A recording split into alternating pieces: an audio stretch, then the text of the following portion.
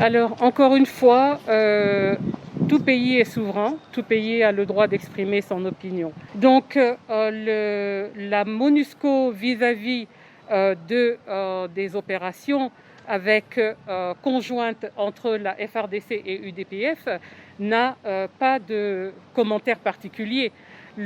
Pour nous, ce qui est important, c'est qu'il y ait une coordination tripartite entre la force onusienne, la FARDC et UDPF.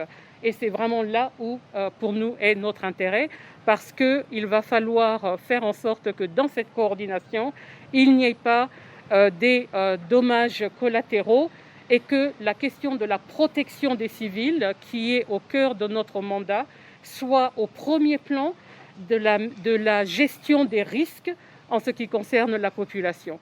Et aussi, je viens d'en parler avec son Excellence, Monsieur le Gouverneur, la question du monitoring et du reporting des violations des droits de l'homme, le cas échéant. Votre question est très intéressante dans la mesure où, en fait, la MONUSCO va continuer à travailler avec la FARDC de la manière dont elle a toujours travaillé avec la FARDC, qui veut dire partage d'intelligence, qui veut dire appui logistique, qui veut dire appui en termes de formation. Et je pense que l'Ituri est un des exemples où il y a eu un appui en termes de formation de troupes qui étaient venues de Kisangani, si je ne me trompe, même la police.